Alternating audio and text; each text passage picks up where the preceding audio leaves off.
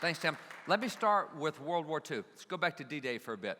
When D-Day occurred and those guys are jumping off the ships and heading ashore, as they're going ashore, a lot of these guys are, I don't know, from Nebraska, from Oklahoma, from Dakotas, Wyoming. They're guys who always wanted to go to Europe, but this is not the way they wanted to go to Europe. And so the first thing they see when they get off the ships is all the enemy firing at them, trying to take them down. And so they establish the beachheads, they get it all set up. And it's interesting that what we have at the collection in Aledo, and you'll be able to see this on Sunday, is we have a lot of the landing maps that were used on D-Day. These little things right here, so that when that door went down, these guys who had never been to Europe in their life, they know that over on my right there's going to be a machine gun nest. Now over here they got 2 mortars, they got tank traps set up here. Everything was marked on there, and so these are all landing maps from D-Day, and they are intimate detail on what these guys face. As each one of those doors went down, they all had a map saying, here's where everybody is, because we'd already done the intelligence work on where everything was on 50 miles of coast in France. So these guys come off being able to at least have a chance of defending themselves. Now, significant within that, you see how well it's marked and what they show. This is the key that they have for each of them, and so it shows everything that they face. And so it gives them a couple hundred yards of beach as they come off. This is what they're looking at, and this is where the enemy is likely to be placed. Now, I want to take you to a World War II general, General Jeffrey Keyes. General Keyes was close with George Patton. General Keyes is the guy who had North Africa, and he's the guy who went over to Italy. As a matter of fact, the Italians surrendered to General Keyes. He's the one that was there and took down the Italian military. With General Keyes, these are his maps. These are his battle maps from World War II. And when you look at his battle maps from World War II, and here's actually a picture of him using these maps, these battle maps that he has from World War II, this is his D-Day map. Now, you see his D-Day map right there? And you see how different that map is from the detail here. You see any detail on his D-Day map? No detail at all. As a matter of fact, when you look at his D-Day map, it actually spans 700 miles. There's no detail at all on that map. No, the reason is, the reason there's such a difference, and you see that on every one of his battle maps, look how little detail there is. They're huge. They span hundreds of miles. This is what the soldiers fought, but that's what the generals see. The deal is he had a 30,000-foot view of the battle. Rather than looking, and for those soldiers, there's nothing more important than the battle they're facing right there. But he was able to back up and say, we got 50 battles going along here, and I know you need tanks over there, but if I tanks over there, I'm going to lose 3 battles over here. And so there was somebody who was strategically planning. And that's what's significant about these guys, is they had a 30,000-foot view. And as legislators, we often get right in the middle of what we're fighting. And we're right in the middle of the bill that we're leading or sponsoring, and we got the floor debates on it, or we got the opposition debates, or whatever it is, and we miss that 30,000-foot view. So what I want us to do for the time we've got here before lunch is take that 30,000-foot view, particularly of higher education, because we get into all these micro battles that go on with higher education and sometimes miss the higher view. So what I'm going to show you for the next several minutes is a higher view of higher education. It's a 30,000-foot view, and if we're looking at things that need to be fixed with education, let's get back and look at the whole system and what's going on with the system, what it's producing, what's good, what's bad, what's ugly. So within that framework, you're probably familiar with sunset laws. Here in Texas, we have a Sunset Commission, and they are an active committee, an active commission that looks at all the agencies and all the stuff. And there's 42 states that have some type of sunsetting provision. And the deal is real simple. With the sunset law is it requires that institutions and programs prove their effectiveness in order to justify their continued funding, existence and funding. If you're not doing what you're supposed to do, it's time for you to go away. We're not going to keep funding endless programs that don't work. So sunset makes you accountable. It's that concept of accountability, and it puts strings attached. You exist, but we've got strings attached to you, and if you don't perform the way you're supposed to, we're going to jerk those strings away from you, and you won't exist anymore. It's probably time to do some strings attached mentality with higher funding in many ways. And this is one of the areas that's really tough to hit, because no academic freedom, you don't want to mess with academic freedom, you get everybody upset and all the things they say.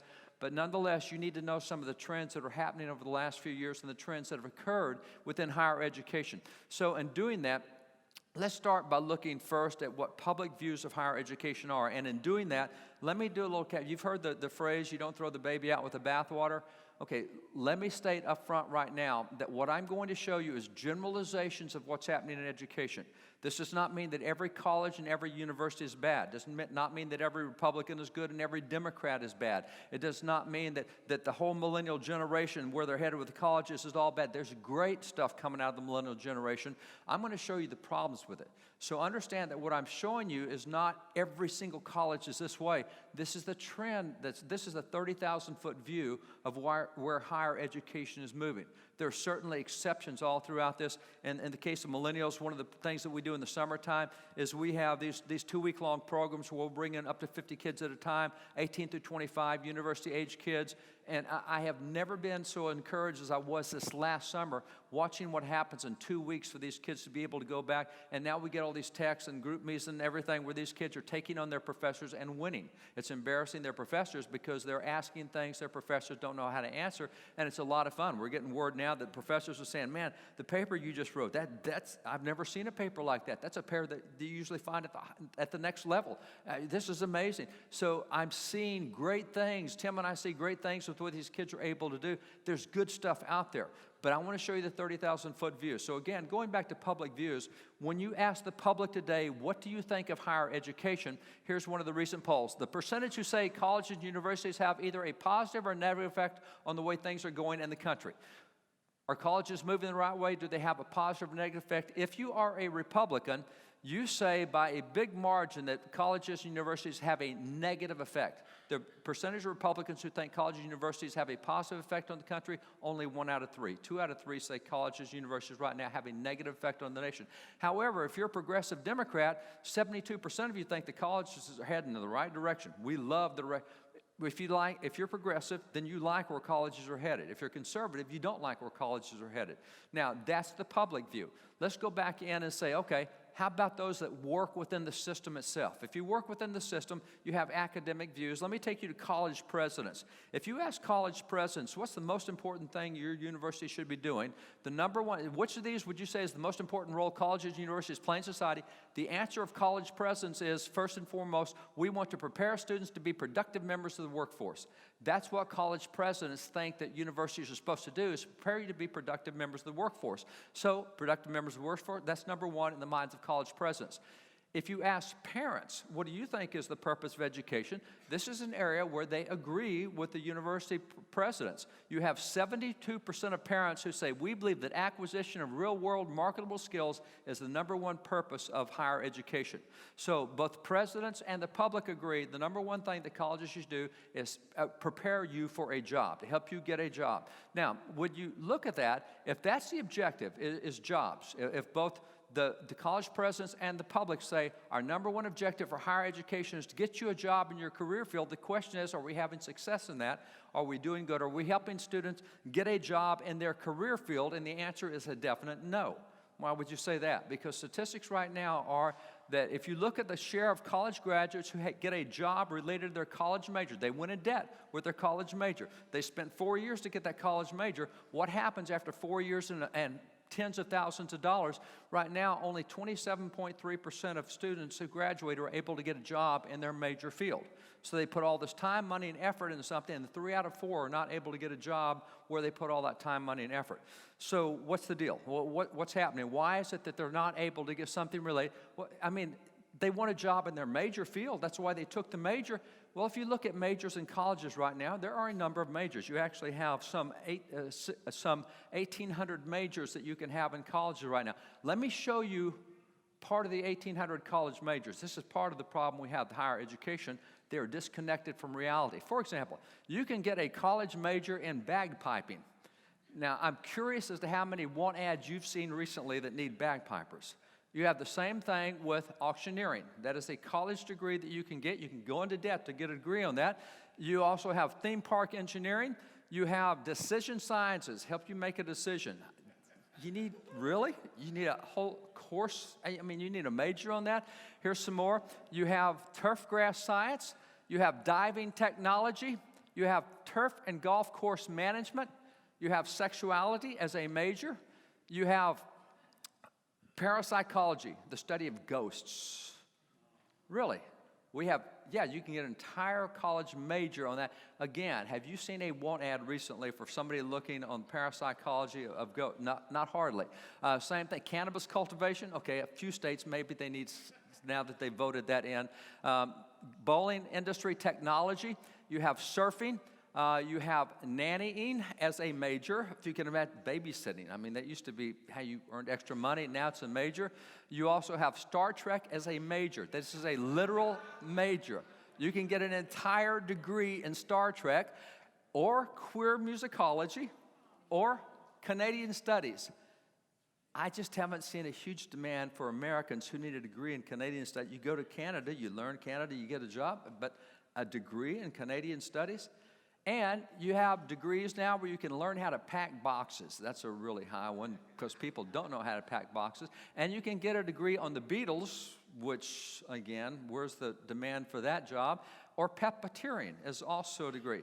So there are, you look at the degrees that we offer and look at how many areas you can get a degree in, and they're just squirrely courses. I mean, there's just some crazy degrees that are out there, which is going to be hard to get a job. But it's not just the degrees. Look at even the courses that are being offered now. For example, this course, tree climbing. You can get an entire college course in tree climbing. As they describe it, we learn how to climb large trees, ones where you cannot reach the first branch. The highlight of our class is an overnight in the trees. We also go to Costa Rica for climbing in the jungle. That's a course. Okay, pornography. That's a popular course on a lot of campuses now, as if we need a course. Female sexuality, the description of the courses. The course is a study in the history and culture of the female sexuality perspective. Again, the job demand for this course is where? Well, where does this help get jobs? The same way with maple syrup. This is a course. Here's the description. This class will explore the history of maple syrup production, discover the ins and outs of making syrup, create and eat some sweet confections, and take field trips to local producers, restaurants, and festivals. That's your course. That's a college course, yeah. And you also have the history of the pig as a college course. The description, it's literally what it sounds like, is a history of pigs in America. College course, love this college course, learning from YouTube. This course consists of students watching YouTube videos and discussing them. They also leave comments on the videos themselves. I think we do that anyway. I don't think we need a course on how to do this. But you see, the problem with all of this, and the wackiness, the problem why we have 27.3% getting a job in their major field is, number one, we have all these goofy majors where you're never going to get a job. There might be 10 entire jobs in the whole nation for auctioneering. And how many colleges offer majors and turn out hundreds and hundreds and hundreds of majors? There's no way they're going to get a job in that, so they got to go get a job with wherever they go, McDonald's or UPS or whatever else. But I talked to some state university presidents, and getting ready for this, I called some state university presidents. If you start a new major, like a major in nannying or a major in Star Trek or whatever else, how much does that take? And they said, well, it takes between $250,000 and $500,000 to get a new major started. That's taxpayer dollars. So we're now paying for things that are not usable. It's not good use of money, up to $250,000 to $500,000 being spent for something that nobody will ever get a degree in. So that's not, we need some strings attached to that money. If we're going to give you some money, you can't do stupid stuff with it like this. If they want that, great. Have them create their own course or whatever, but you don't put $500,000 into a course on how to pack boxes or a major on how to pack boxes. The second problem we have is colleges now have a huge disdain for the free market. Let me give you examples. This is a recent report out. College degree is the good news and the bad news. Here's one of the examples. In 2009, we graduated 94,000 students with psychology degrees at a time when there were just 98,000 jobs in clinical counseling and school psychology in the entire nation.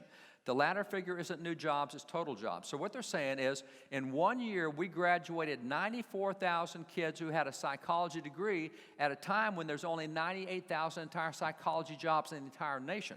What you should be graduating nationally every year is maybe 6,000 to 8,000 psychology majors. But when you're kicking out majors at a rate that you're producing 100% of the entire market every year you kick it out, that's the McDonaldization of education. Man, we're going to crank out burgers at a fast rate. Don't really care what the demand is. We're not going to alter them. We're not going to change them. We're not going to customize them. You can go to Whataburger if you want to customize them. Here at McDonald's, they're all the same. And that's what we're doing with education. We're just cranking out degrees because we can talk about how many kids we graduated. How about we talk about how many kids got jobs after they graduated? Because you're not preparing them. And again, they're going into debt to do this. So the McDonaldization, what you're seeing in the same report is not only do we crank out a lot of psychology jobs, when it comes to STEM jobs, you know what STEM is. STEM is science, technology, engineering, and math. When we come to STEM jobs, what we find out is in 1985, we graduated more students in computer and science technology than we did in 2009. So 25 years ago, we graduated more kids in technology than we do now, and think about the differences in technology between 1985 and today.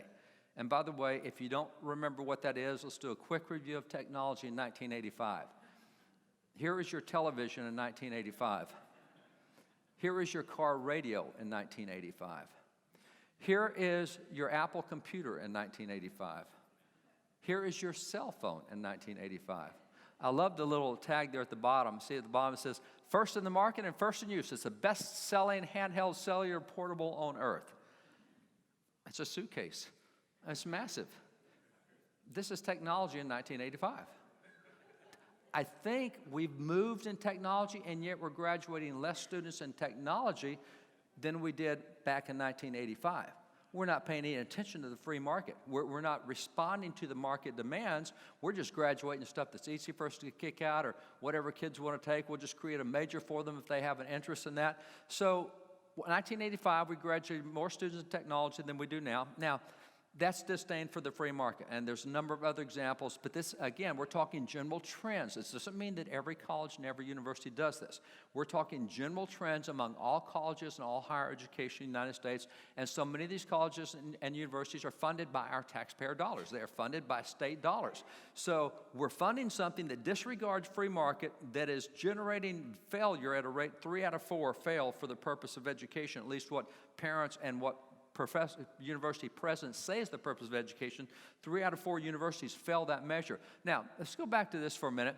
Jobs, we're not doing a good job of getting jobs where we need. So academic expectations is the number one purpose. Presidents say the number one purpose is to create productive members of the workforce. Now, let's go for some more academic expectations. We've already looked at the first one, productive members of the workforce, and that's not working out very well.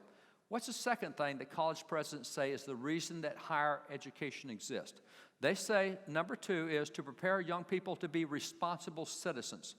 So according to them, a responsible citizen. Citizen is someone who's a member of their country. A citizen, someone who engages in the politics of their country, engages in preserving the form of government of their country, engaged in the civic aspects of their country. All right, so if we go back to 1966, 58% of students stayed informed of political affairs. You move ahead to 2002, 33% of students stayed informed of political affairs, and it's gone down since 2002.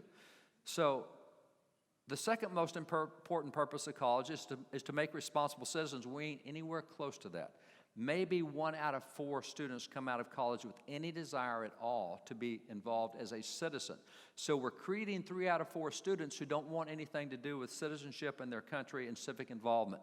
Go further, 18 to 24-year-olds voting rates fell from 51% in 1964 to 38% in 2012, and currently young adults are the least likely to vote of any age group in the United States. So what we do in universities, we take out of you any desire to be involved in the civic affairs of your nation. We're not preparing good citizens. We're preparing you not to be involved. Whatever we do to you at that university level makes you not want to be involved at a rate higher than any other group out there. So that's not what this doesn't help perpetuate the republic. We're supposed to be doing things. That's what education is all about, so you can have informed citizens, so you can perpetuate the republic, keep the Republican form of government. And I don't say that with a big R, I say that with a small r. That's our form of government, Republican form of government. We want to perpetuate that. We're not doing that. So again, we're putting a lot of money into turning out kids who are doing exactly the opposite of what education is supposed to be doing. So when you look at those 2 aspects, And you say, all right, we've looked at some parental expectations. Remember, the number one parental expectation of parents was that our kids should be able to get jobs, 70%. Let me just go through the others real quick. I'm not going to talk about all of them. We want our kids to be able to get into a good graduate or professional school. We want a good quality of career placement support services from the university. We want the kids graduating with no debt for him or herself. We want a good job placement rate. We want a first-rate academic experience. And these are all things that parents expect from universities, from higher education. What's important is look at the right-hand side. Look at how far universities underperform expectations that the public has of them.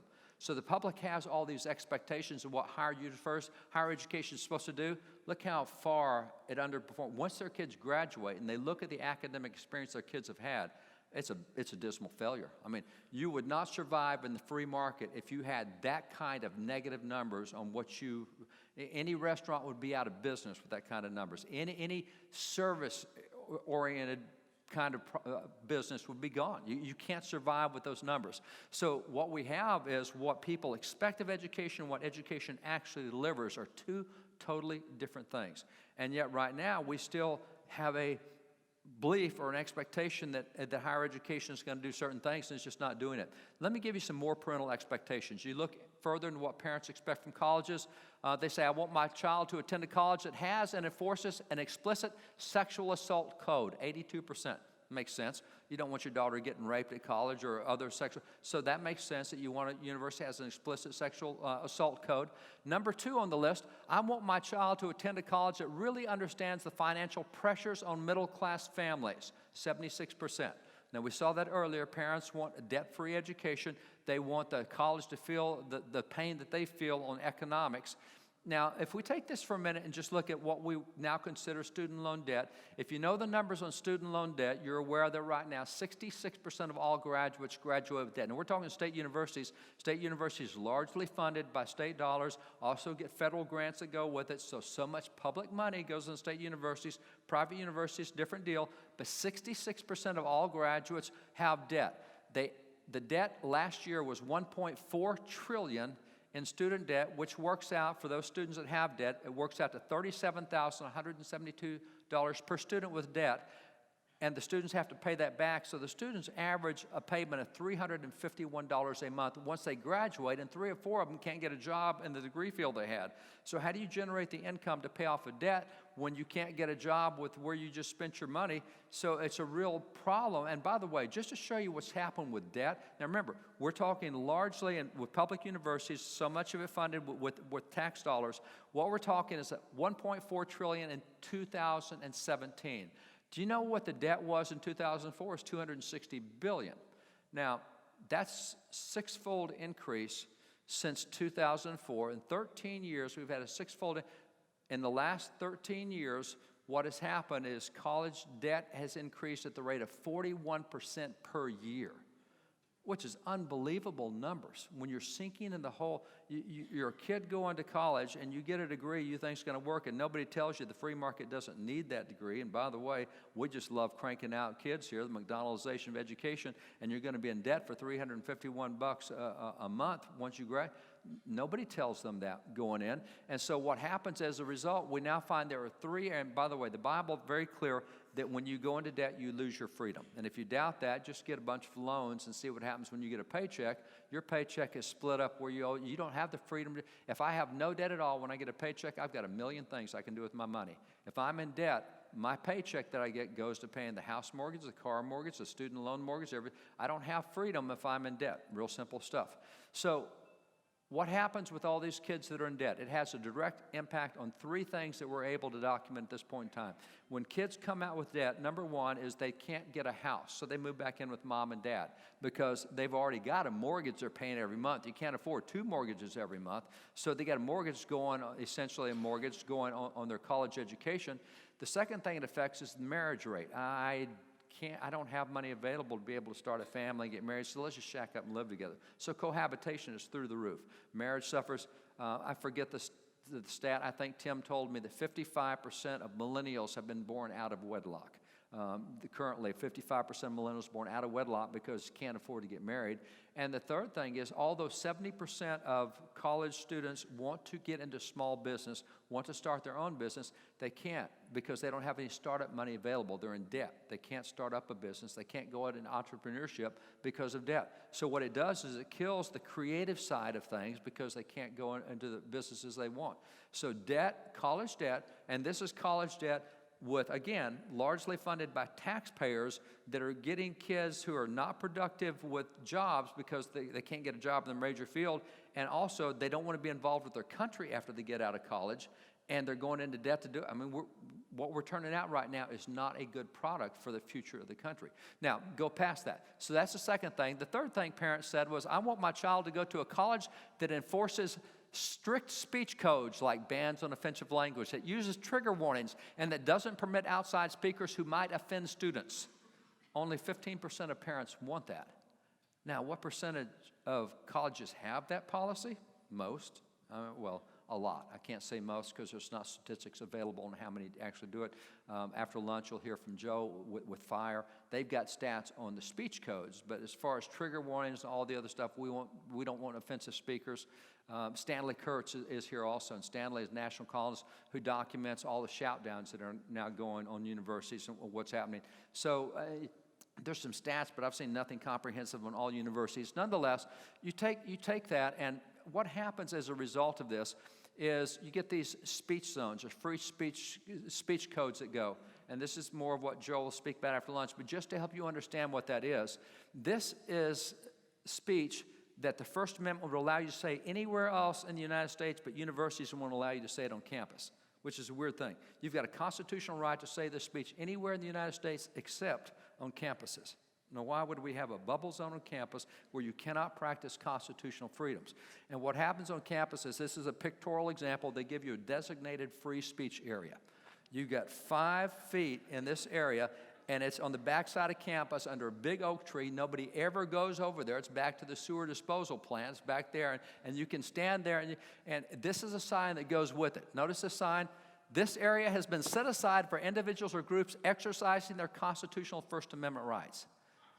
Your First Amendment right can be practiced within 5 feet square right there, but don't get out of the square. And this is real common with universities across the United States. You see here, this is the Los Angeles Community College. I mean, this is a trend that goes on everywhere. And what you find right now is 40% of universities still have speech. Why would we fund a university that will not let you practice your constitutional rights? That makes no sense at all. We ought to be saying to universities, if you will not let kids practice constitutional rights, you're not going to use our tax dollars. Find funding elsewhere. You either get in line with the Constitution or you don't get funding. Real simple stuff. Put some strings attached on speech codes. Speech codes are absolutely unconstitutional. See, Joe and these guys take them to court all the time. It used to be much higher. Just a few years ago, the percentage of universities who had speech codes was way over 40%. It's come down because FIRE takes them to court and win. They don't lose these cases. So now, wait a minute. We're using taxpayer dollars to take to university attorneys to defend something 100% time you lose in court. Why are we wasting money on attorneys when we know we're going to lose this in court? See, none of this makes sense, and this is not what parents want. Only 15% of parents want their kids to go to one of these type of universities, and yet we have many, many higher percentage more than that at these universities. Number 4 thing is, as parents say, I want my child to attend a college that enforces an anti-Israel boycott. Only 7% of parents want that. And yet, when you look at the BDS movement, and Phil King mentioned BDS movement earlier, and a lot of you have been involved in anti-BDS legislation, we had on campuses in a recent year had 1,600 anti-Israel events on campus. Now, how effective are, and by the way, I'm going to look at a verse later, Proverbs 18:17, the Bible says, one side sounds good until you hear the other side. And so on campus, when you're getting all the anti-Israel stuff, how effective is that propaganda? Well, let me just show you Jewish students. You see up top here, Jewish college students. Do they support Israel? In 2010, 84% of Jewish students supported Israel. 6 years later, only 57% of Jewish students supported Israel. The anti-Israel propaganda on campus is so high that even Jewish students don't support Israel anymore. Really? Well, think about kids who don't have a cultural, a religious connection to Israel. They're just American kids. How do they come out? And these are the kids that have a heart connection to Israel, and you're down to only 57% in only 6 years. That's a lot of hostility on campus. Parents aren't wanting that on campus, and yet we're funding this. We're paying for kids to be indoctrinated against the only free nation in the Middle East, and we're saying that it's the worst nation in the Middle East. Really? So we have that going on. Now, in addition to all that, let's go to the biggest problem that I think we face in education, and is educational philosophy, and that's just not my opinion. I'm going to show you documentation on that. And you need to know educational philosophies are important. If you remember Abraham Lincoln, in a famous quote that was attributed to Abraham Lincoln said, "The philosophy of the schoolroom in one generation will be the philosophy of government in the next." In other words, what you're teaching this generation of higher education kids right now is the policies you'll be living under 2 decades from now. So what's going on right now with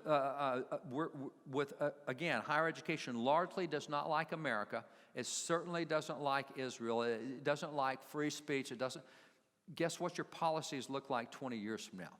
I mean, it's not the constitutional freedoms that we've grown up with, and we're growing up in an age that's very hostile to those freedoms, that they just won't exist in future generations with the current trend that goes now. So, by the way, Jesus said the same thing. If you remember what Jesus said in Luke 6:40, he said, every student, when he's fully trained, will be like his teacher. In other words, the students will pick up the philosophy of those who train them. So let's look at what the philosophy of those professors is. What's the worldview of professors right now? There's ways to measure worldview of professors. One is by their orientation of whether they're conservative, moderate, or liberal. Now, take the professors, take the people of the United States, let's contrast them and see if professors look like the general public. The general public, when you look at liberals, moderates, and conservatives, the numbers are 24%, 35%, 37%. So moderates and conservatives tend to be fairly close to each other. In this particular poll, 37%, conservatives are slightly higher. This is that poll. So by far, liberals are way at the bottom. They're not even close to the other two groups. Conservatives and moderates, they're just kind of right there together. But liberals way down here. And here's a separate poll, same general results. This is liberals at the bottom here. Conservatives are the red ones in the middle. They have moderates a little bit higher than conservatives, but those two groups are close together. But let me show you what professors look like. As a matter of fact, let me put the two charts side by side so you can tell. The blue down here, this is liberals. There's liberals among professors. The red here is conservatives. Here's conservatives among professors. Exactly the opposite. They're just diametrically opposed to what the general public is. And so if you take those numbers and look at them specifically, in 1989, so we're talking, essentially 28 years ago, professors were at 40%, 40%, and 20%. Now, where they were 25 years later was at 60%, 30%, and 10%. So notice conservatives are cut in half, liberals have increased by 50%, and moderates are down by 25%. So all the growth is on the liberal end, and all the real serious attrition is on the conservative end of university professors. They're nowhere close to where the general public is on their beliefs, not at all. And again, when you put kids in that environment, they will pick up the philosophy of those that instruct them. So that's part of the worldview. When you look at profs in political science, government, English lit, philosophy, and religious studies, what you have right now among liberals and conservatives is 80% liberals and 5% conservatives, which means that if you're in one of those major fields, you're outnumbered by liberals on a margin of 16-1. Every conservative professor that teaches in poli-sci, there are 16 liberal professors that teach in poli-sci. Every conservative professor that teaches in English lit, there's 16 liberals. That's not even anywhere close to equality or parity of ideas. We don't have institutional neutrality. It just does not exist at this point. So this is the philosophy. Let's take it different from just philosophy. Let's go to the partisan divide among professors, because this is another thing we can measure. When you look at where the American people are with Republican and Democrat and Independent, as of right now, most recent poll, 28% of Americans identify as Democrats, 28% of Republicans, 41% as independents. So that's where American people identify themselves right now.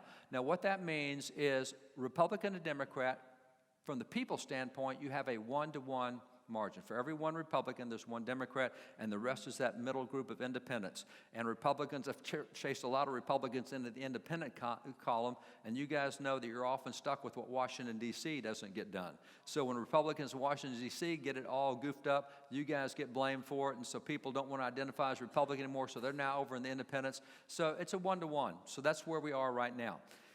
With that one-to-one kind of a thing that goes, how are we with professors? Well, when you take professors and take something like history profs, that's something that interests me.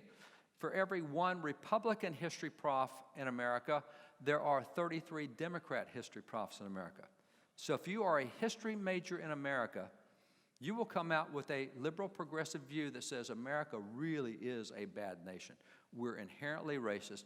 Every evil that's ever come out of the world is America. America is not an exceptional nation, is not a special nation. We need to apologize to the world for who we are. That's the viewpoint that you get if you have American history. You will learn all the bad and the ugly that ever happened. You will learn nothing of the good. You'll learn nothing of the statistics where we are in comparison to all other nations. No reason to be proud of America. Matter of fact, you'll take a knee every time you see the flag, which is kind of where we are right now. That's because this is the way we teach history at the university level. There's no institution. We are, with taxpayer dollars, we are funding the rapid advance of liberal progressivism. That's what we're doing. We're not educating, we're indoctrinating. Let me take you from that to economic profs. This is the best comparison we have. This is the lowest. For every Republican economic prof, there are 4.5 Democrat economic. This is the closest that there is of any degree field in university. And we're still outnumbered 4.5 to 1. Because we are, this is why you see what we see with the recent presidential trends. These were all the folks that started on the ballot or announced they were running for president in 2016. Now, they all ran through Iowa. As it turned out, I ran one of the super PACs for one of the presidential candidates. So I was in Iowa, and we're all doing our stuff. And Iowa is where it all starts. On the Democrat side, you had Bernie Sanders that was the favorite of college kids. College kids liked Bernie Sanders compared to Hillary Clinton at a margin of 75% to 17%, college kids. Now, think about that. Hillary Clinton is a liberal progressive. But they don't like a liberal progressive. They like a liberal progressive who is a socialist. That's their preference by a margin of 4.5 to 1. We don't just want a liberal progressive. We want a liberal progressive. So why would that be? Because what they have been taught in university is very simple. They're taught that socialism is high equality and high freedom, and that capitalism is low equality, high freedom. Now, if you can have your choice between high quality, high freedom and low equality, high freedom, what are you going to choose? You're going to choose high quality, high freedom every time, socialism. Except that's not the way it works in real life. That's just the way it looks in the classroom. And that's what the kids get taught, which is why now they literally believe that capitalism is bad and socialism is good. Capitalism does not give you equality, and equality is what everyone needs, and you get high economic freedom and high quality if you do socialism. That's why kids right now, as they come out of university, heavily skewed toward a socialist viewpoint, not toward a liberal progressive, but toward a socialist viewpoint. Now, past that, you go past economic profs. Let's take law profs. It's a margin of 9 to 1, which is why we have such a difficult problem with judicial activism right now. Because for every one Republican law prof, there are 9 Democrat law profs, and they believe in a living Constitution, and they believe that the Founding Fathers, my gosh, 200 years ago, those guys didn't even know what internet was. They rode horses. They didn't have cars. They don't understand. We need a living Constitution, which is what allows you to have judicial activism. So that's why we have such a problem with judicial activism on courts, because what we have out of universities. Journalism profs, 20 to 1. Every Republican journalism prof, there are 20 Democrats, which is why you take any network and people complain about how all the networks are so pro-Democrat. I wonder why. At a margin of 20 to 1, what we're turning out of journalism kids, of course they're going to be on that side. Look who's teaching them. They will pick up the philosophy of who's teaching them. So what happens is, if you look at journalism, in 1984, 30 years ago, there were 42,000 journalism graduates. If you look at 2012, there were 89,000. We've more than doubled the number of kids we're turning out in journalism, and they have a heavy Democrat position. So the more they go into journalism, go into media, the more they go into, that's why you're seeing even Fox take left turns right now. I mean, Fox is going left, because look at all the people that are coming into that arena. When you take something like psychology profs, every one Republican, there's 17 Democrats. Now, as I mentioned, not all Republicans are conservative, not all Democrats are liberal, but let's ignore the party side for a minute. Let's just go for philosophy for a moment. If you look at conservative psychology profs, not Republican, Democrat, what you have is this chart. Now, this in the purple right there, that represents centrist positions. Psychology profs who have a centrist position. This represents those who are right of center. This represents those who are left of center. For every one psychology prof who is right of center, there are 314 who are left of center. What's the chance a kid goes through a psychology degree and comes out anywhere close to having a neutral position on anything? No chance, because they've never heard both sides. They've only heard one side. They've been taught one side. So when you look at psychology profs, again, we looked at that article earlier, disregarding the free market. And this year, they kicked out 94,000 degrees at a time when there were only 98,000 jobs. Well, in the last 3 years, we've upped it to 114,000 psychology graduates per year at a time when there's only 98,000. So these guys are going to other things, but they've been trained with this psychology stuff that's really twisted left. So it doesn't matter if they're flipping burgers at McDonald's, they have a psychology training that puts them on the far left progressive side, which is where your voters become if they ever get around to voting. So that's not good direction. So again, very Democrat-oriented field, which shouldn't be. If you take where we are with visual arts, visual and performing arts, we've doubled the number of graduates since 1985. Now this is your entertainment, media kind of stuff, other things as well. And look at the number of graduates since 1985, and you say we've gone from 38,000 to 97,000. Heavily dominated. So look at all these cultural institutions that were now heavily dominated by Democrats. It's no longer a neutral country with the upcoming generation. It is very much skewed in one particular direction. So go back to the thing that we're now graduating more students in psychology than computer science, math, and chemical engineering combined. More in psychology than all the STEM combined. Take all the STEM, put it together. We got more in psychology, and that's not where the jobs are, but that's what we're graduating because that's good indoctrination. So you take this position here, and the question is why? How come we're graduating so few in the STEM areas? And the answer is math is hard. It's just the way it is. I mean, there's no question about it. Matter of fact, for that matter, writing is really hard.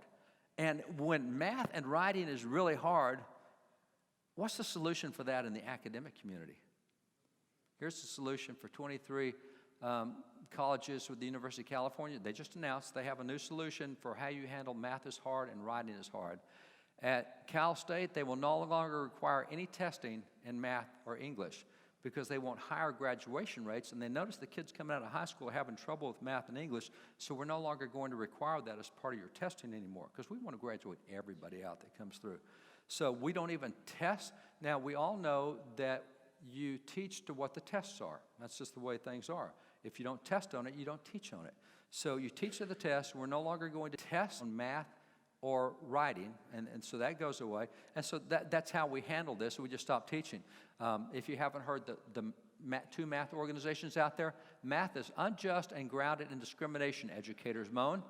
Two national organizations of math teachers are on a mission to prove that math education is, quote, unjust and grounded in a legacy of institutional discrimination.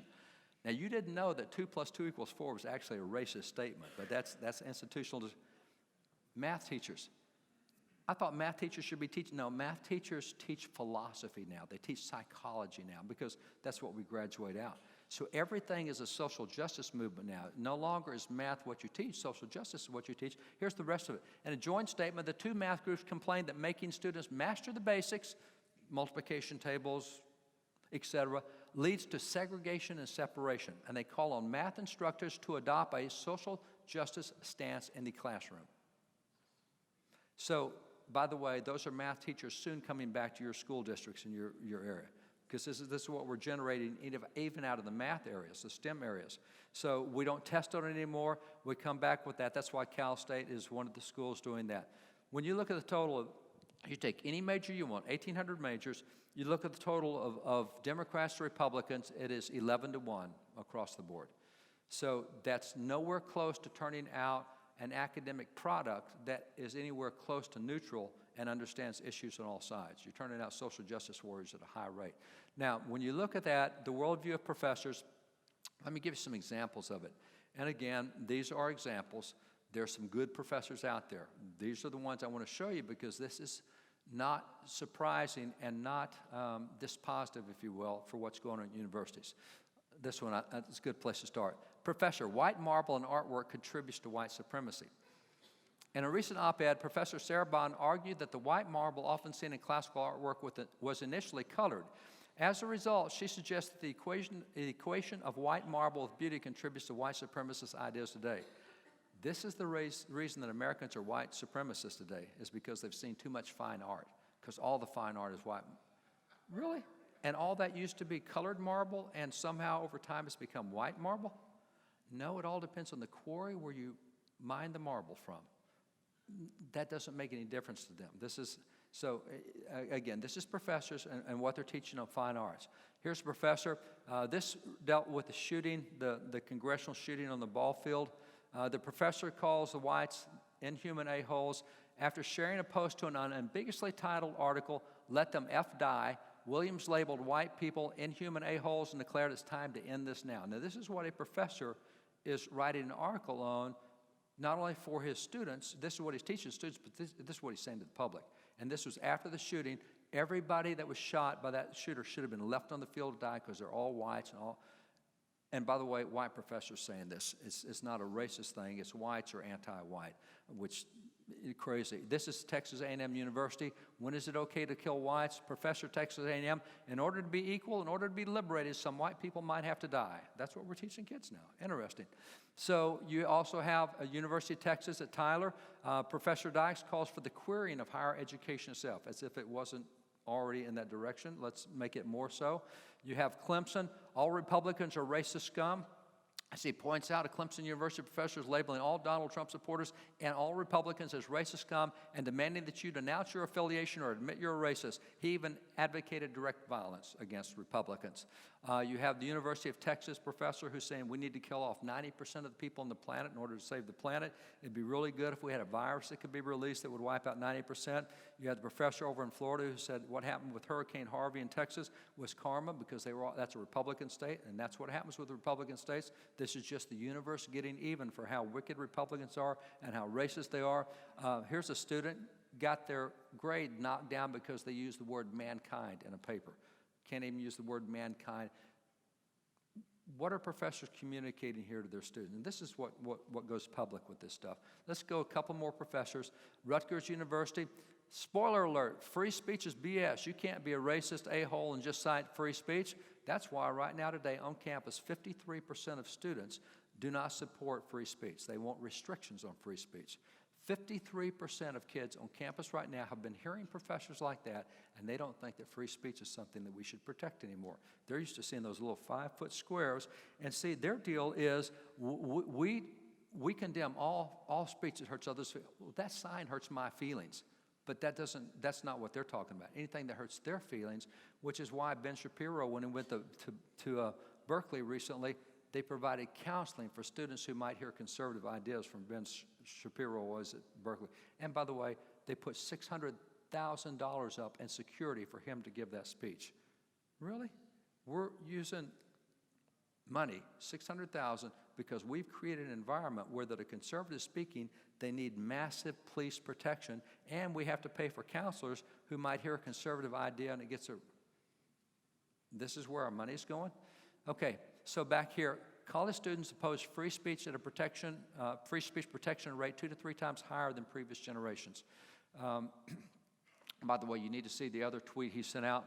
He said, will the Second Amendment be as cool when I buy a gun and start shooting at random white people or no? So let's rant against the Second Amendment, and let's also say that we're going to be shooting racist whites. Again, the indoctrination stuff. Dartmouth scholar endorses Antifa violence, which it turns out now 19% of college students believe that violence is an acceptable response to free speech. So that's why a generation from now, you can expect limitations on speech. Same thing the Scandinavians have done. We will not let you criticize Islam because when you do, our people get killed, so you can't say anything bad about Islam anymore. Remember the legislator and the parliamentarian who got shot because he criticized Islam? Then they just banned the criticism of Islam all the way. That's what happens from this kind of thinking. Man, it's getting quiet in here. You guys getting depressed? Don't. There's good stuff going. 62% of college presidents say higher education is headed in the right direction. Sorry, the public doesn't agree with that. Parents don't agree with that, but this is how insulated they are in their bubble. There's no accountability right now with higher education.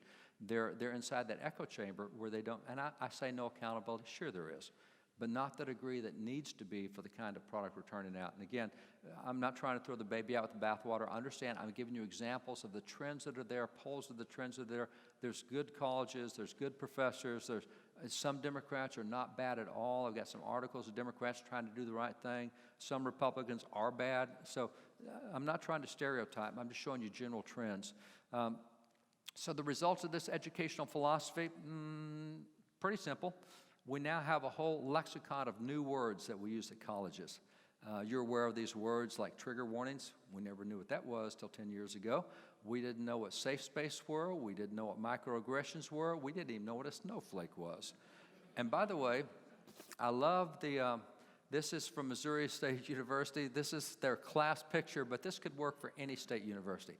The class picture of any state university, here's your class picture now.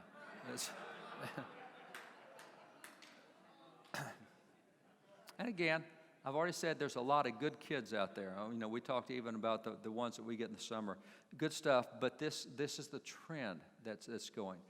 As a result, we all know what adolescence is. You know, adolescence team, we got youth groups at church, we got teens. And so adolescence, no, they've redefined adolescence. They now call it the age of extended or the age of prolonged adolescence. Official statistics now say that adolescence lasts somewhere between your 30s and your 40s. So our education is keeping us from becoming mature until we're between 30. That is official studies now put the age of adolescence extending up to 40 years old, somewhere around 30 to 35 years old, up to 40 years old. So that doesn't help citizenship either. All right, so back to things at hand. Other results of this educational philosophy, the free speech codes, you also have bias response teams. Now, I want to focus on bias response teams for a little bit. Bias response teams, they tell you to report a bias. In other words, if you have a microaggression, if somebody uses the word mankind, report them to us here at the university. If somebody says that marriage is between a man and a woman, report them. If you hear bias of any kind, report that to us. So we have bias response teams, and they give you phone numbers to call if you hear somebody say a microaggressive word on campus. And see it, hear it, report it. We want you turning in your peers if they say something that's wrong. And what happens as a result is what you get with this is the same problem we had in early history with what were called British Admiralty courts, what you also call the High Commissioner courts, and the Star Chamber courts. These are courts where people turned you in anonymously.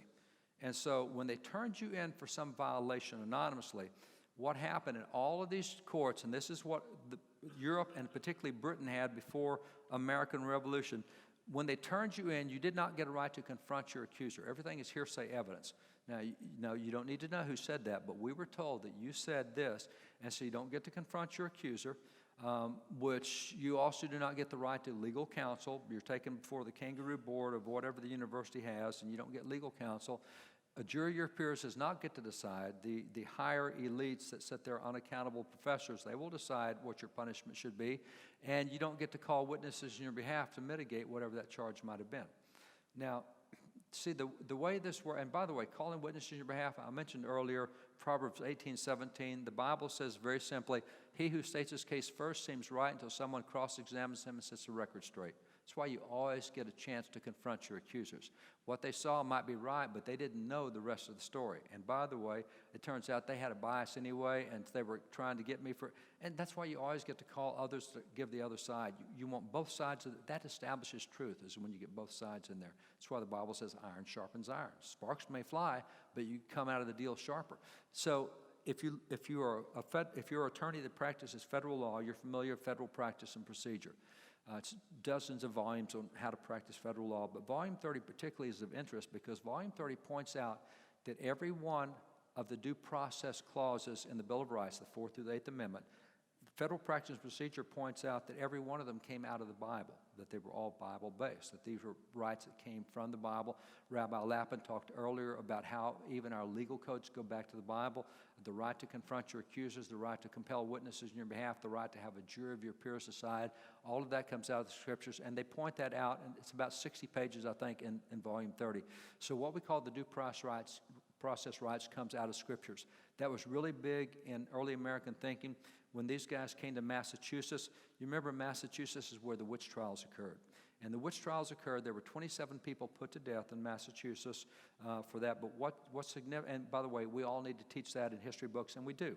But we never teach the rest of the story. And there were 27 put to death in witch trials. The witch trial stopped when 3 individuals, the Reverend John Wise, Reverend Increase Mather, and Thomas Brattle, approached Governor Phipps and said, Phipps, you do realize that the way that the trials are being run now violates all the biblical precepts of due process. You're doing it wrong. Phipps looked at that and said, you're right. He got a hold of Judge Samuel Sewell, said, shut the trials down. This is not, we're doing it the European way rather than the Bible way.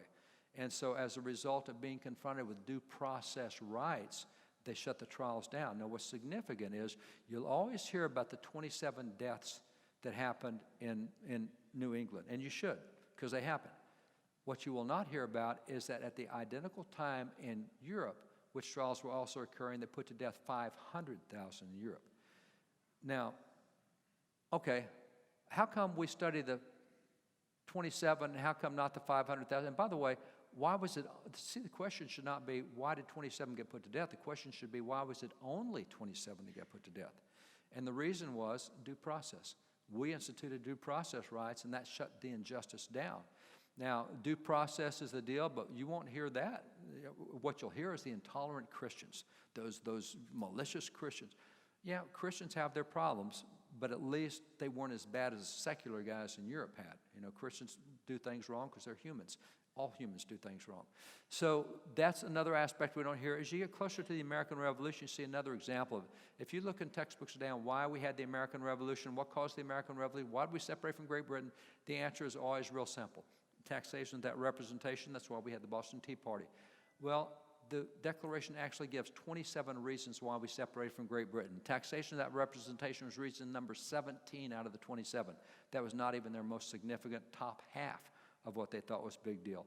What they listed as 27 reasons was 1, fomenting domestic insurrection, suppression of immigration, legislative abuses, 11, military abuses, 7, judicial abuses, 4. Now, there's a whole lot of things a whole lot more important in their mind than taxation, not representation, like legislative abuses, military abuses, and judicial abuses. Matter of fact, when you look at judicial abuses, the judicial abuses all went back to the lack of due process rights. They weren't getting due process in British criminal justice proceedings. So when you look at due process and you take a biased response team, it violates all the due process rights. And this is what we're doing on universities, is creating biased response teams that eliminate all the things that we give constitutionally in due process. Because we don't want bias on this university, but you don't get the right to counsel, you don't get to know who made the charge, it's an anonymous charge. All the stuff that we fought against for 400 years, we're now doing again because we don't have a clue what a Star Chamber is or a Commissioner's Court or High Admiralty Court or what that was in American history. So this one is from Utah Valley University. Professors told to report students who make campus less inclusive to the behavioral assessment team. University of Oklahoma already offers a 24/7 bias complaint hotline. They now launch a bias response team. You don't just turn it in. Now you're going to get a visit on this thing. Really? So, wrong direction. So, what is it that keeps this liberalism self-perpetuating? I'm going to start wrapping this down at the time we've got left. 2 things keep university liberalism self-perpetuating. One is hiring practices. There are great studies out on hiring practices at the university level. This is a great study done by Rothman and Lichter. These 2 guys, man, their studies are just fabulous. They also do studies on the media as well. But what Rothman and Lichter do, and I want to just read you part of the report that they did on university hiring. And what they found was that a randomly based national survey of 1,643 faculty members from 183 four-year colleges and universities finds that liberals and Democrats outnumber conservatives and Republicans by large margins, which you've seen, and the differences are not limited to elite universities or to the social sciences and humanities. In other words, every field, every area, every major, every type of school. You continue. A multivariate analysis finds that even after taking into account the effects of professional accomplishment, along with many other individual characteristics, conservatives and Republicans teach at lower quality schools than do liberals and Democrats. In other words, they're qualified to teach at these other schools, but they're never hired to teach at these other schools. They have all the qualifications necessary, but you can't get conservatives and Republicans hired at those schools. Now, that's part of the hiring bias that exists. I'll tell you more about that in this go on. It says the analysis finds similar effects based on gender and religiosity. That is, women and practicing Christians teach at lower quality schools than their professional accomplishments would predict. They've got all the credentials, and they got their credentials from the right places, but they can't get a job at those elite universities, our key state universities. Republicans, women, and practicing Christians fare significantly worse than their colleagues at similar levels of achievement. So they don't get the same treatment. They're discriminated against. Political conservatism confers a disadvantage in the competition professional advancement. What happens at university levels, they let the sitting university staff hire the new professors that come in. Well, you're going to hire people like you, who believe like you. You're not going to get outside that pool. So the hiring is largely done, and there's ways of doing that. You can get the faculty, you can get the regents involved in hiring. Regents are very sensitive to political opinion. And if they're going to get their head chewed off for having a stupid professor, they're going to be a lot more careful who they bring in. And by the way, regents tend to not be nearly as liberal as the professors in the universities. So if you give some more hiring authority to administration rather than self-perpetuating your own fields, that's one solution. This one, Media Research Center, a second major study was done on hiring practices of university professors and how they hire and who they hire. And this is the way they characterize the study. You can see the study yourself, but this is their characterization of it. They said liberal professors admit they discriminate against conservatives. As the study went on, what they point out is college campuses are the training ground for class warfare, and conservatives have long complained of a strong liberal bias in college classrooms.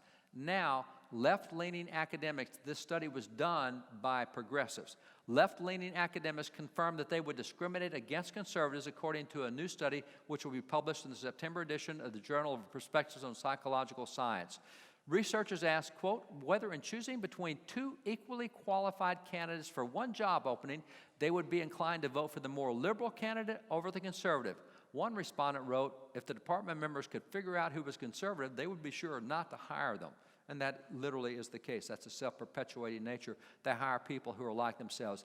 At least a third of the respondents, at least a third, said they would discriminate against the conservative candidate. So this is what surprised the progressives who did this study. They said, we can't believe that a third came out and said openly that they would discriminate. Now, here's the interesting part.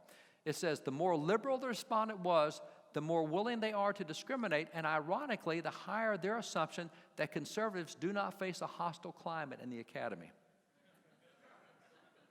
More progressive they are, the more they'll discriminate, and the more they say, oh, they don't have a hard time, they have the same rights we all. That's a twisted worldview. I mean, that's just, but see, that's why it's self-perpetuating, because they don't think they discriminate against conservatives. They don't think what they're doing is discrimination. The survey questions, quote, were so blatant that I thought would get a much lower rate of agreement, Mr. Enbar said.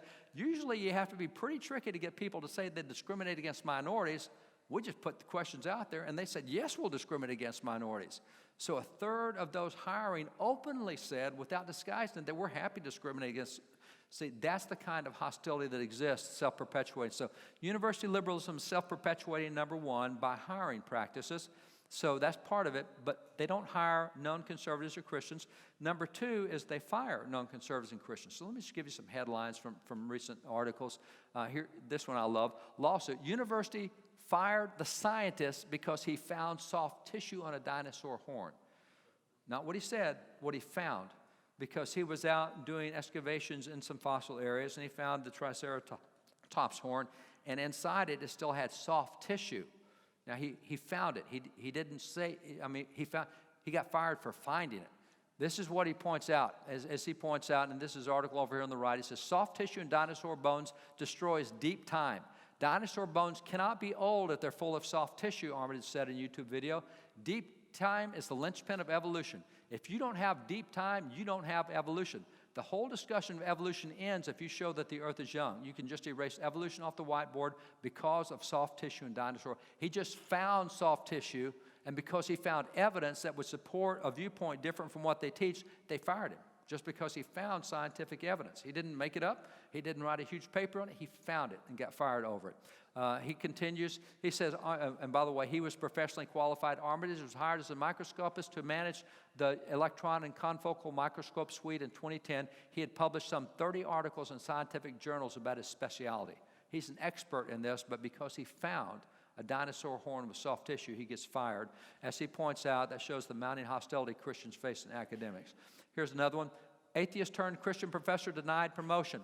This is out of North Carolina. Mike Adams, a criminology professor at the University of North Carolina, Wilmington, won his lawsuit against administrators who denied him a promotion because of his conservative Christian views. It's the only reason he wasn't promoted. They found out he was a Christian.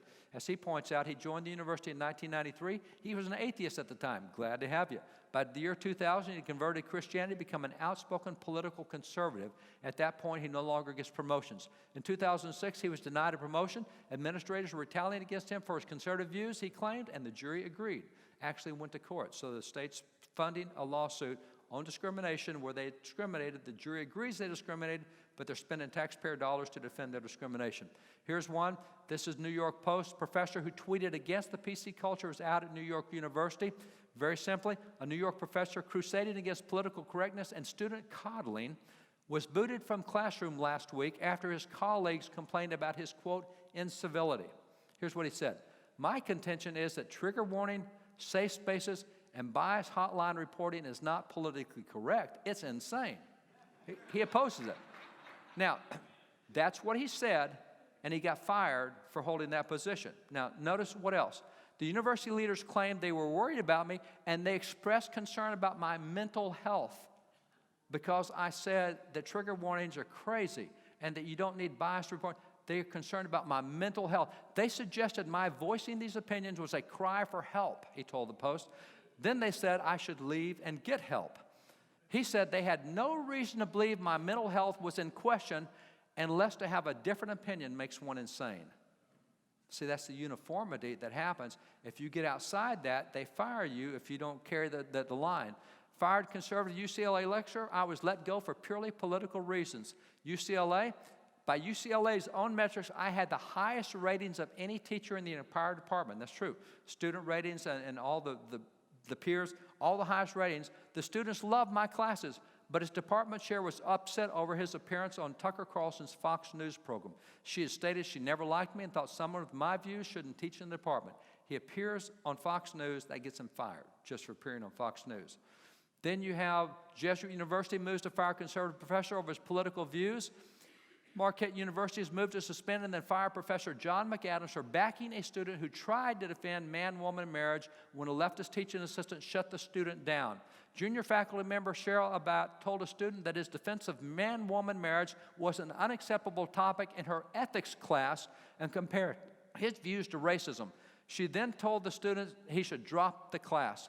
On his very popular blog, Professor McAdams outed the incident, and he charged the teaching assistant with, quote, using a tactic typical among liberals now. Opinions with which they disagree are not merely wrong and are not to be argued against on their merits, but they're deemed offensive and need to be shut up. No discussion allowed on these things. It was announced that a diverse faculty committee recommended to the university president that McAdams lose his job unless he admits his guilt and apologizes within the next 2 weeks, which he didn't. What guilt is he supposed to admit? The guilt of bringing out someone who didn't want discussion on a viewpoint? Again, once you expose yourself as being conservative, you're out at university after university. Last one I'll show you. Professor tries to get conservatives fired over a Facebook argument. This is here in Texas. A Texas State University history professor called the employers of at least 2 conservatives in retribution over a political disagreement on Facebook. In other words, there were 2 on Facebook who took a different position than the professor, and so the professor started calling the employers to get the 2 fired. They had a different opinion from me. You got to fire them. You got to punish them for having a different opinion. Elizabeth Bishop, who's to become the next dean of the College of Liberal Arts, made phone calls to employers and a university department in an attempt to punish the two conservatives for daring to disagree with her in a Facebook discussion. I thought discussion you could have different opinions. No, you got to have the same opinion. Continues, the conservative decried Texas State's apparent double standard in allowing radical communist Angela Davis to speak on campus, calling her an American terrorist, but not allowing the college Republicans to hold a women's empowerment summit. Now get the deal. Angela Davis, UCLA professor, coming to Texas State to speak. If you remember, she was involved in the Weather Underground shootings, killed a judge, killed some others. She provided the guns to them. She was actually on the FBI's 10 most wanted fugitive list as a domestic terrorist. She was the head of the Communist Party of the United States of America, and they have her on campus, and that's fine, but you cannot hold a Republican empowerment summit for women on campus.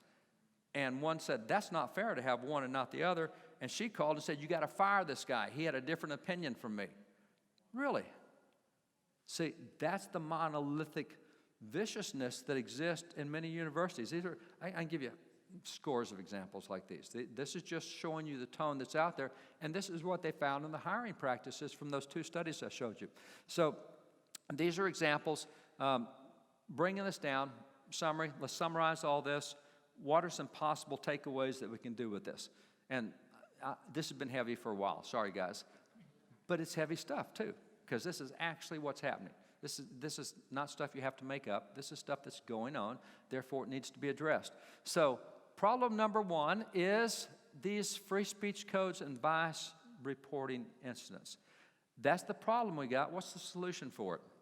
Real simple solution is make sure that universities become constitutional. What a radical notion. We're putting state funds into something that should be constitutional. Make sure they become constitutional. So what you do is you say, okay, if you have a speech code, if you have a speech zone, or if you prohibit due process, we will not fund you. Real simple stuff. You get constitutional or you just lose funding. Real easy stuff. That's a simple solution. Now, will you get your brains beaten over that? Absolutely, but not from the public. Again, and I hope you guys understand that so much of the noise is often generated, if you keep up with Twitter, by the way, you know that so much of the political noise on Twitter is generated by a handful of people. They now have the ability for 10 people, 10 professors to sit in a room and create what looks like 150,000 tweets that become trending.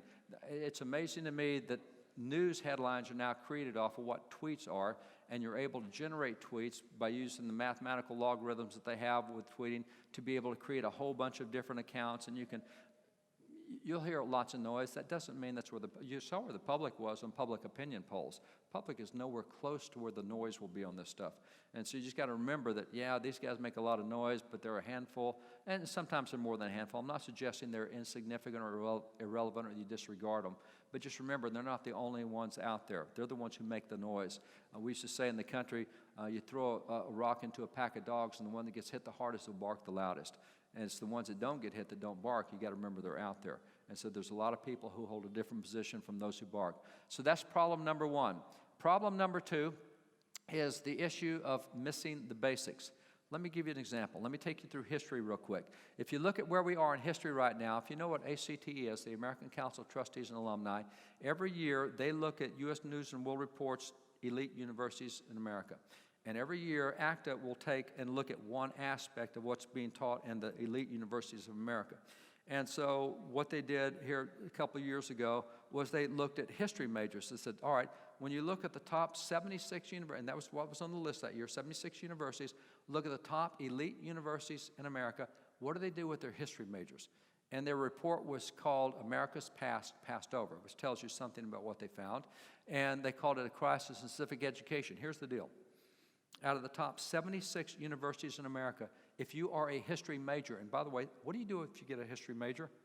You go back to school and teach history, or you go back and become a curriculum director at a school somewhere. If you got a history major, not many things you can do with it, but you teach history. If you're a history major at 65 of the 76 top universities in America, they no longer require any course in American history to become a history major. You'll be teaching our schools and you've never had a course in American history at all? Here's an example. George Washington University just removed U.S. history from required courses for history majors. I mean, this is what's going on all over the United States. But that's all right. Kids get history in high school, not so much that you would think. As a matter of fact, when you look not just at the elite university, but you look at kids coming out of high school, going into college, and you look at kids who are seniors in college. They've come through high school. They've gone through 4 years of college. Here's what we find right now.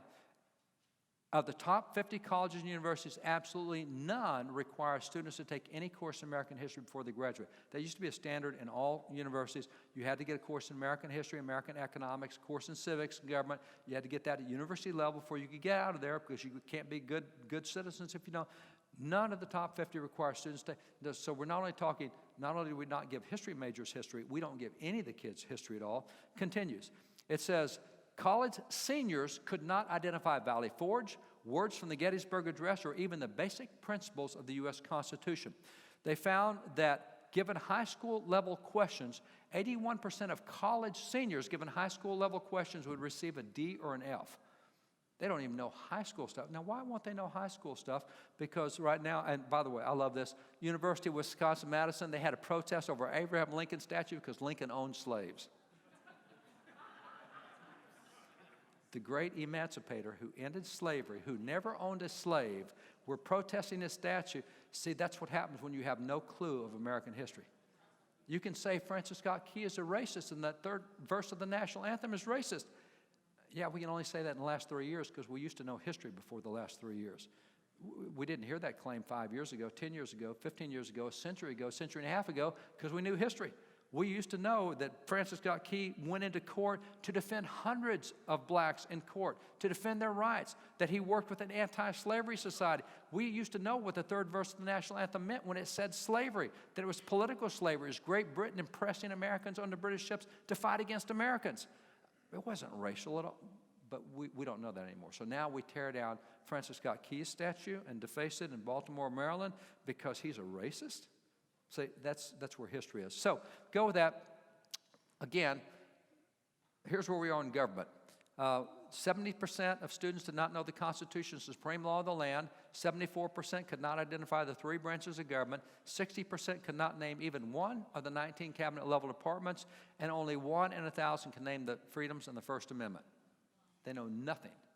So how are you a good citizen if you don't know that? Every kid who comes through high school and college ought to be able to answer that. Otherwise, there's no future for the republic if you can't handle something that simple. So when you look at it, only 17.8% of American colleges require students to take a course in U.S. history or government. Only 1 out of 5, 4 out of 5 will never have it. And the 1 out of 5 is probably the percent that actually votes in elections. We looked at voting statistics earlier, and I'm saying that facetiously. It's not. Only 9 states require a social studies history test for graduation. Remember, teachers will teach the test. And if you don't have a test on it, they're not going to teach to it. And if you don't require any knowledge of history and social studies, they're not going to teach it. It's just real simple stuff. Everything is high-stakes testing now. Your money is based on how you perform on tests.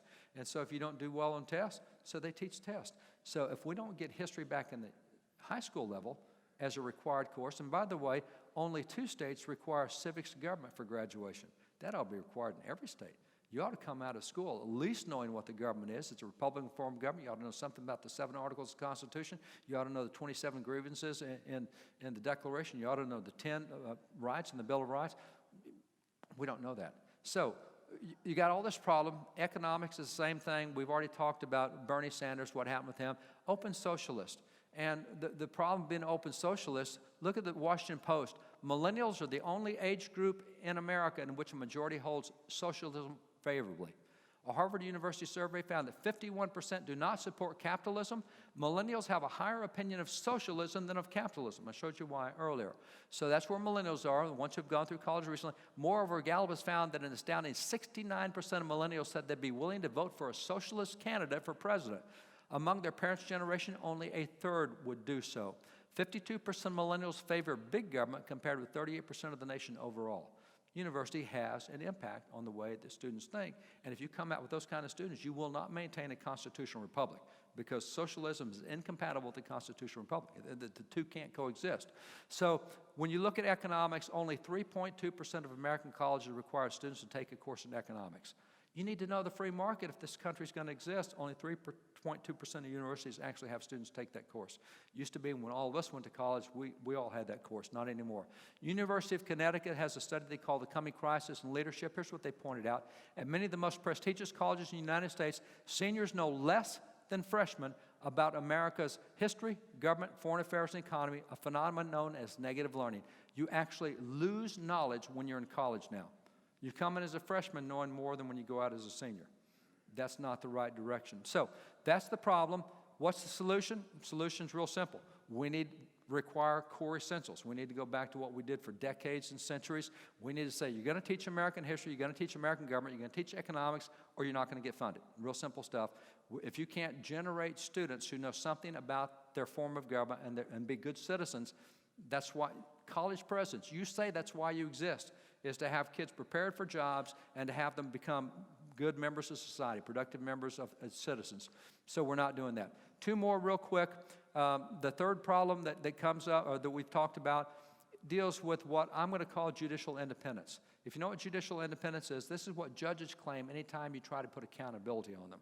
You can't, and that's why they love the Missouri system, they love the Tennessee system, where they get appointed and don't have to ever face the people in contested elections. You know, you get retention's like a lifetime appointment. If there's not somebody out there saying, do you know how stupid his decision was? If there's not somebody to point out the fallacy of the other guy's positions, the voters don't know. And so when you go to the Missouri system or the Missouri plan or the Tennessee plan, you lose accountability. Judges love that. They love not being accountable for their decisions. Now, founding fathers didn't love that. Thomas Jefferson said very simply, he said, it should be remembered as an axiom of eternal truth in politics that whatever power in any government is independent is absolute also. If you're not accountable, you will be an absolute power, which is why, what's the recourse for turning over a stupid Supreme Court decision that says marriage is not between a man and a woman, it's between any combination you want? What's the recourse? They're there for life. We can't do it. See, we used to not believe that. We used to know judges definitely can't be unaccountable because they're the one branch we don't elect. He continued, back up, he said, independence can be trusted nowhere but with the people en masse. Then you have John Dickinson, signer of the Constitution. He said very pointedly, what innumerable acts of injustice may be committed, and how fatally may the principles of liberty be sapped by a succession of judges utterly independent of the people. If you make judges independent where they don't stand for elections, you'll lose your liberty. Now that was 200 years ago, pretty accurate for what's gone on. But that's protecting judicial independence. What they want is they don't want to be held accountable. They want accountability gone. We can do what we want to do. Now, the equivalent of that on the university level is protect academic freedom. Don't tell us what we can and can't teach. Don't tell us what our positions will and won't be. Don't tell us we have to teach the Constitution when we think it's a stinking document. Academic freedom. It's the same as judicial independence. What they're saying is don't make us accountable for what we say or what we do. Now, part of the way that professors become unaccountable is through tenure. And it's interesting that if you ask college presidents, what do you think about tenured professors? If you give college presidents 4 choices of hiring their faculty, it's interesting that those that want full-time annual contracts of professors is the biggest group among professors, among presidents. Most presidents support having annual contracts for professors, not tenure for professors. That's interesting from within the system. Now, you look on the other side, the number of university presidents who want tenured professors is only 1 out of 4. Only 1 out of 4 university presidents wants a tenured faculty. Tenured faculty is an unaccountable faculty. It's like a lifetime appointments. Once they get tenured, they can say and do anything they want, and you can't get rid of them, and they'll keep drawing taxpayer dollars for doing stupid stuff. Where's the public on tenure? Well, if you look at the public on tenure, the public, those that support tenure, it's those that support ending tenure is 66%. Those that oppose ending tenure is only 28%. So public's real clear. We don't like tenure. Professors, the presidents don't like tenure. Let's give them a hand. Let's get rid of some tenure. You know, that's one way of solving that. That's getting accountability back in. So that's the problem. The solution is real simple. What you want for a solution is reduce or weaken tenure, increase faculty accountability. Matter of fact, just increase accountability in general. If they want to increase accountability, don't fund them. If they're going to be unaccountable, we don't need unaccountable agencies. That's why Sunset was the idea I started with. The fourth and final problem that we'll point out and solution is real simple. Universities have become places of indoctrination. Now, let me define indoctrination so that nobody gets bent out of shape. Indoctrination is the process of teaching a person or a group to accept a set of beliefs uncritically. It is the effort to make the student's opinions reflect the professor's opinions, for the student to believe and advocate for the personal positions held by the professor. Instead of teaching them to think, you teach them what to think. That's indoctrination. Continues, indoctrination occurs when the pursuit of truth is not the objective. Those who indoctrinate others often, number one, don't like what the truth is, or they don't care what the truth is. Here's the great example. Socialism. Professors teach this as a great way. Okay, you like socialism. Show me one example in 5,500 years of human history where socialism has created more freedom and more prosperity for any nation. Well, there's no example, but they've never done it right. We can do it right. No, the truth is it has never worked in the history of mankind for 5,500 years, but I don't care what the truth is. I think it's a fair system. That's indoctrination. When you don't care what the truth is and you don't care what facts are, and that's what we're getting out of universities right now is indoctrination. The thing that every one of these football players has in common is they've all recently come from a university. And so having recently come from a university where professors don't like America and they write books about how America is not special, why are we surprised at what we see going on in the NFL sidelines? So that's indoctrination. Now, notice this chart. Adults with postgraduate experience most likely to have consistently liberal views. Notice at the bottom is if you only have a high school education or less, if you have some college, if you have a college degree, or if you have postgraduate degree, this is how liberal you are. Notice the trend. The more education you have, the more liberal you become. And these are all consistently liberal. So consistently liberal, these are hardcore liberals. And if you say, well, those that are left of center, look at what it looks like for left of center. The more education you get, the more left of center you move. That's not the way education was designed to work in America. So this is why I say it's indoctrination rather than education. We're coming out with a specific political viewpoint that moves you way over here to this side where most adults are not at this point. So that's the problem. The solution is real simple. You want to alter the hiring practices. You've got to break up that thing of professors hiring their own kind and doing their own thing and punishing those and firing those who disagree with them. So you allow regents to hire or some other thing to break up that system, whatever it is. There's got to be something to break up that hiring system. And you require institutional neutrality. If you are not neutral, we're not going to fund you. We're not going to fund a propagation machine that only gives one perspective. And so those are all things to consider, all things to look at. That's why we need to look at attaching some strings to state funding because the condition of higher education right now is not where it should be. We can get it back. I have great confidence we can get it back. Little things like that, man, they'll respond. You start pulling money away from folks and they'll start responding. You'll get a lot of fight, but you will get an eventual change.